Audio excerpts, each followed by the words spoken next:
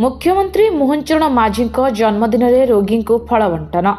ओडिशार मुख्यमंत्री मोहन चरण माझी 54तम जन्मदिन अवसर में करंजिया निर्वाचन मंडली बीजेपी पक्षर करंजिया उपखंड चिकित्सालय ठारे रोगी को फल बंटन कार्यक्रम अनुष्ठित हो जायछि।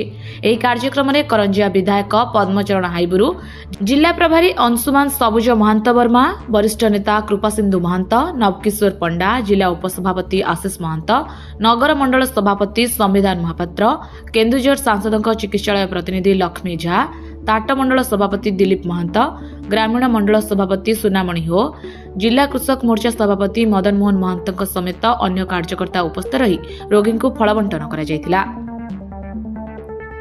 मयूरभंज करंजियारू जितेंद्र राज का रिपोर्ट, ड्रीम्स राइडर न्यूज। माननीय मुख्यमंत्री मोहन चरण माझी 54तम जन्मदिवस अवसर में करंजिया एसडीएच रे हमर भारतीय जनता पार्टी कार्यकर्ता माने गोटे प्रोग्राम रखिथिले फल बंटन रो एवं ताको सुचारू रूपे करिसेंती। प्रत्येक पेशेंट पाखरे पहुंची की माननीय मुख्यमंत्री दीर्घ जीवन कामना करिकी फल बंटन करिसेंती। एवं एटा रायरंगपुर मध्ये चलीची पश्चिम मयूरभंज जिल्ला रे दीटा जो सब डिविजन लेवल हॉस्पिटल अछि सेतिरे कार्यक्रम चलछि। मु धन्यवाद दोची कार्यकर्ता मानकर ए प्रेरणादायी उत्साहदायी कार्यक्रम पई, जहा फल रे निश्चित भाव में दिने हेले मध्ये पेशेंट मान पाखरे आमे सहयोग करि पारि। माननीय मुख्यमंत्री मोहन चरण माझी आज 54तम जन्मदिन। यह अवसर में प्राय अधिकांश डाक्तखाना मानक रोगी मान फल बंटन कराउछि एवं तांकर सुभाषित सहित पेसेंट मानकर आरोग्य कामना आम करुचु एवं यही बार्ता दौचु जे मोहन चरण माझी नेतृत्व में जो मुख्यमंत्री अच्छा आउ सारा ओडिशार विकास हो, विशेषकर स्वास्थ्य सेवार उन्नति हो, यही कामना करी आज आम फल बंटन करुचु। जन्मदिन अवसर आम सारा निर्वाचन मंडल शुभकामना करुचु। सरकार दीर्घ जीवन हो यही मंगल कामना करने उद्देश्य आम डाक्तखाना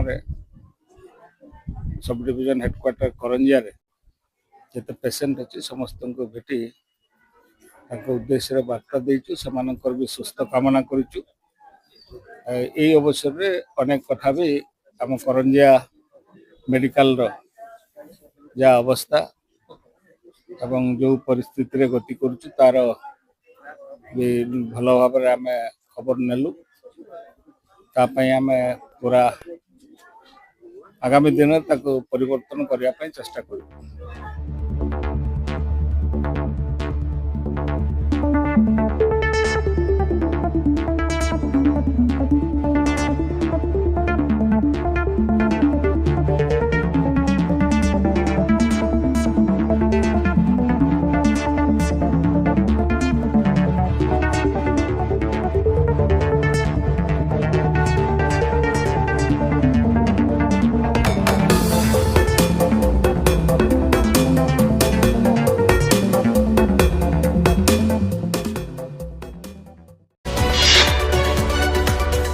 आम सह प्रतिदिन जोड़ी होई रहिबा पई आम चैनल को लाइक, शेयर, सब्सक्राइब एवं फॉलो करंतु। ड्रीम्स राइडर सबु समय रे आपन को सेवा रे।